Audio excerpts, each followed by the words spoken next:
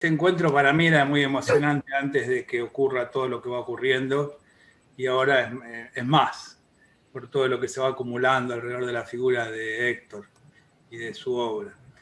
Agradezco también, no quiero dejar de agradecer a los organizadores, Estela, a Carlos, al CEP, a AFRA y a Héctor muy especialmente. Así que bueno, les voy a pedir que me avisen, voy a copiar a Héctor en lo de los 12 minutos, que me avisen a los 12 para tener los 3 para redondear, 3 minutos finales para redondear. Bueno. ¿Sí? Les agradezco. Dale. Bueno, voy a empezar diciendo que yo fui alumno de Héctor Fiorini y me recibí de licenciado en la Facultad de Psicología con la materia de él, que era clínica y psicoterapia. Un año antes me había recibido de psicólogo social en la escuela que fundó Pichon Rivière, y cuando tenía que elegir con cuál materia recibirme de psicólogo, en 1989, años de recuperación democrática en Argentina, aunque ya habíamos vivido algunas cuestiones como la hiperinflación, ya sabíamos de algunas dificultades nuevas, elijo la materia de Héctor, porque quería recibirme con esa materia.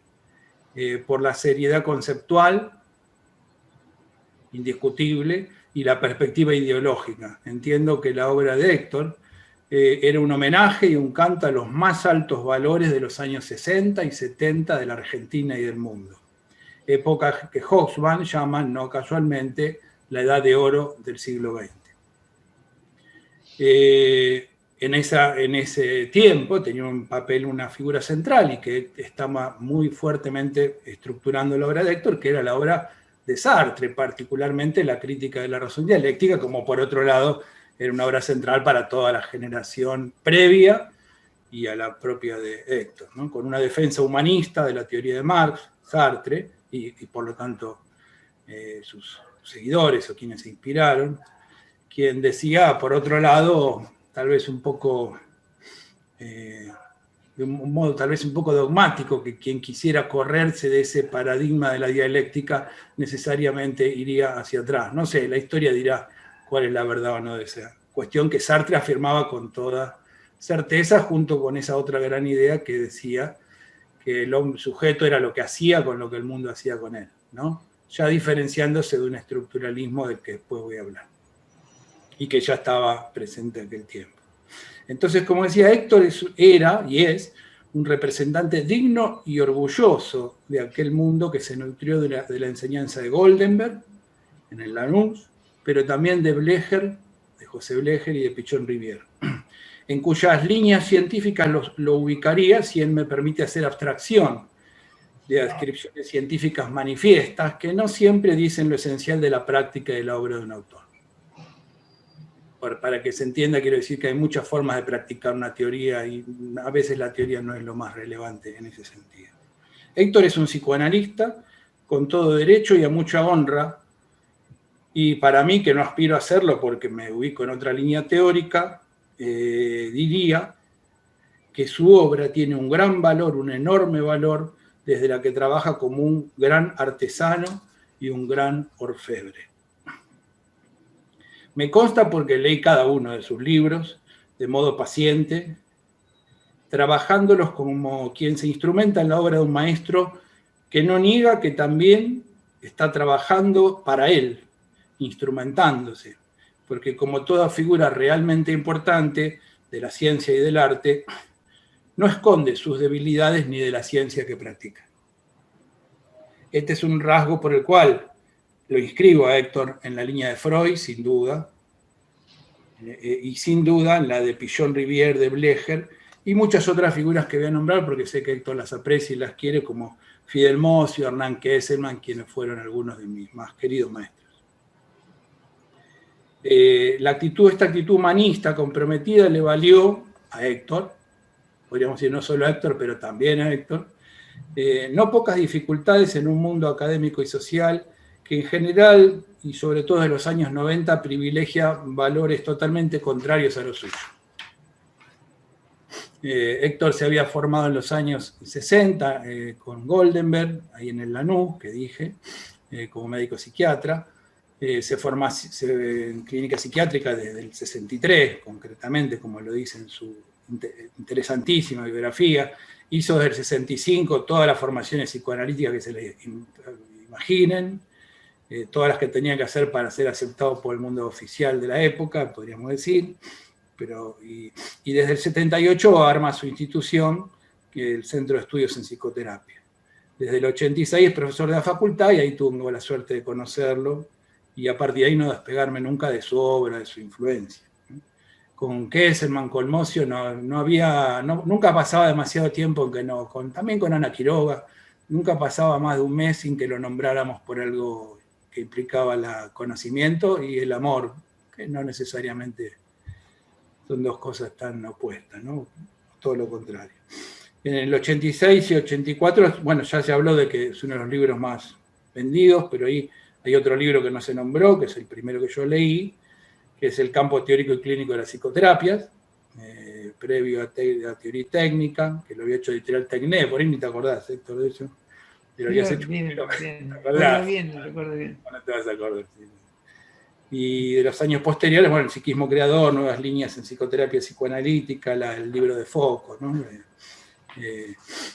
Entonces decía que, y quiero subrayarlo esto, de que la obra de Héctor es una obra que en gran medida va contra las ideologías dominantes de los últimos 30 años. Me refiero al neoliberalismo, el estructuralismo, no el postestructuralismo, el estructuralismo y la posmodernidad, básicamente. En realidad las sociedades de dominación, subrayar, sean las que sean, las de antes o las de ahora, subrayar los procesos creativos, salvo en una versión superficial como ya la existe, ¿no? En algunos lugares de la psicología positiva habría que discutirla, aunque no creo que no estamos para eso. Pero en realidad desde siempre los procesos creativos sirvieron como una distracción útil, claro, del estilo del pan y circo, o sirven para hacer profundas transformaciones a nivel individual y colectivo. Y entonces subrayar lo que en la perspectiva de Héctor, después de una década en donde en la Argentina a veces tuvo ciertas consecuencias trágicas, sostener la posibilidad de transformación de las cosas, no fue fácil. Héctor no le sacó el cuerpo y siguió defendiendo lo que, por otro lado, grandes maestros como Blecher, como Pillon Riviera habían sostenido, ¿no? que con conceptos como creatividad, como operatividad, como adaptación activa a la realidad y dándole una centralidad absoluta. Ahí Pillon Riviere escribe su nueva teoría en el año 56, haciendo el prólogo a un artista, ¿no? Porque todo lo que tenía de nuevo para decir no podía decirlo en las instituciones formales a las que pertenecía y que había fundado, porque no podía ser escuchado ahí. Sí lo pudo ser dicho en el prólogo del libro de Di Segni, donde él por primera vez dice que había inventado una teoría. Era distinta, entre otras cosas porque ponía el eje en la creatividad. Sigo con Héctor, que bueno, él se opone y hay una hegemonía absoluta en la Argentina del estructuralismo que postula, que condena a cualquiera que piense la creatividad y la no repetición, ¿no? Porque plantea justo lo contrario, en una metafísica de la repetición de un peso enorme.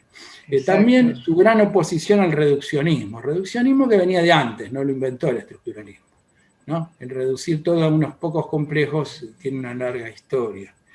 Y bueno, la obra de Héctor es todo lo contrario, ¿no? Estructuras de abordaje y psicoterapia, uno ya ahí se entera que son 10, 12 dimensiones, que si no dice algo a cada una es porque está mirando chueco, me está mirando sesgado. Ese libro es maravilloso también. También la gran defensa de Héctor de que el lenguaje verbal es una parte del asunto.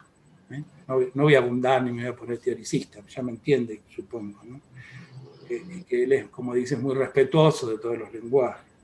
Que el deseo no es aquello perdido, inhallable, y que el sujeto no es pura máscara, bueno, es otro rasgo que también lo ubica en cierta valentía que hay para sostener en un medio intelectual donde esas ideas serán descalificadas simplemente en Diego la Argentina, ¿no? Simplemente cuando uno las rozara, no solo cuando las diga, solo rozar eso desde los 90, a partir un poco de antes también, pero ya de un modo muy dogmático de los 90. Entonces ahí viene Héctor y plantea que el psiquismo tiene un tercer sistema, un psiquismo creador, ¿no? Es el año 95, él mismo cita esa fecha, idea que desarrolla y habla de un principio de transformaciones que ubica con nombre y apellido, podríamos decir, ¿no? Todas estas preocupaciones entre filosóficas, epistemológicas, le pone nombre y apellidos y lo llama psiquismo creador.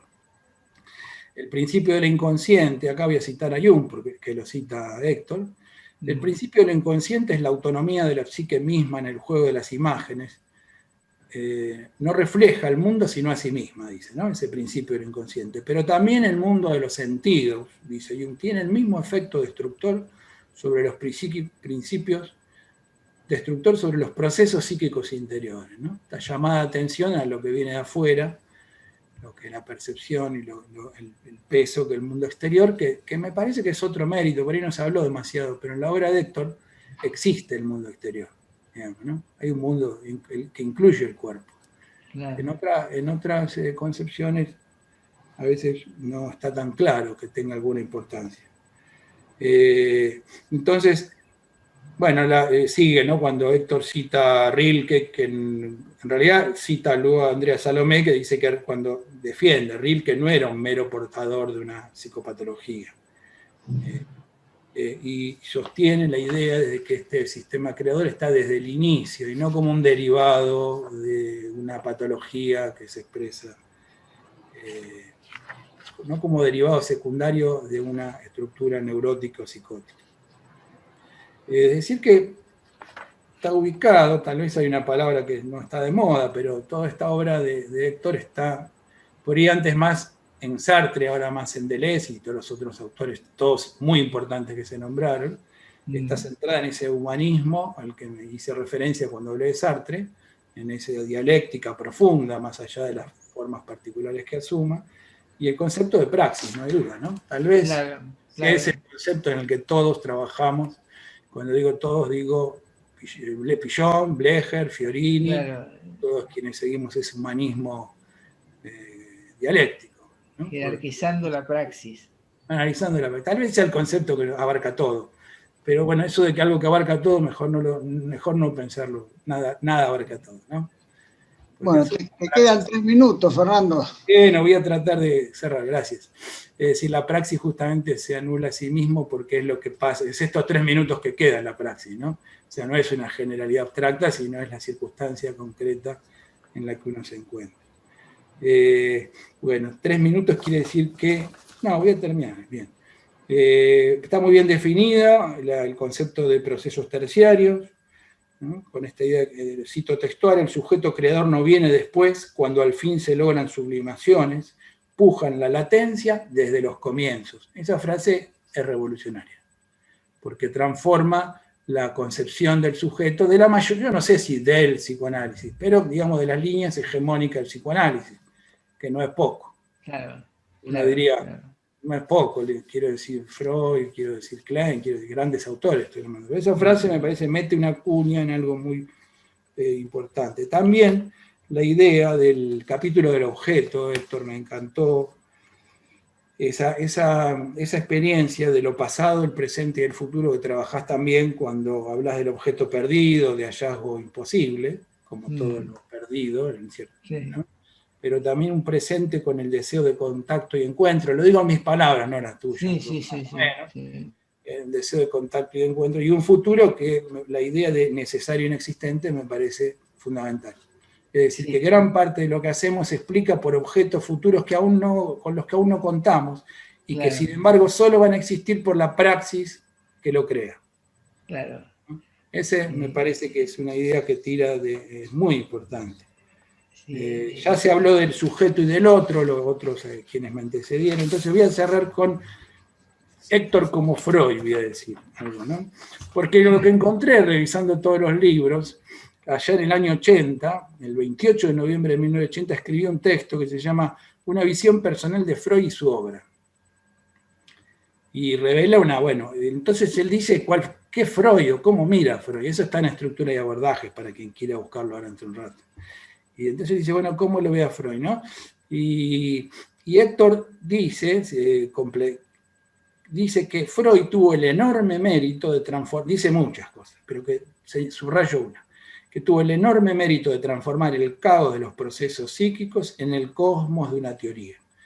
Y yo ahí agregaría que Héctor tuvo el desafío de contribuir a construir una teoría, un marco conceptual, como se dijo, un marco de referencia, de los procesos psíquicos creadores, liberados de ciertos estigmas reduccionistas, de cierto pesimismo discordante, por lo menos para una visión dialéctica, constructiva y transformadora de la vida social y psicológica. Y apurado por los minutos, que debe quedar uno como mucho, voy a decir que Héctor, como otras personas que también nombré en lo que dije, tuvieron, entre muchos otros, la virtud, tuvieron y tienen la virtud de mantener una coherencia notable a lo largo de su vida. De él me animo a decir, aunque por problemas de generación no soy testigo directo de ello, que es el mismo de siempre, que no renunció a construir una teoría de fundamento psicoanalítica, ubicada en los más altos estándares científicos y en la dirección de la construcción de un mundo más justo, menos desigual, más humano y creativo. Así que bueno, gracias, Héctor.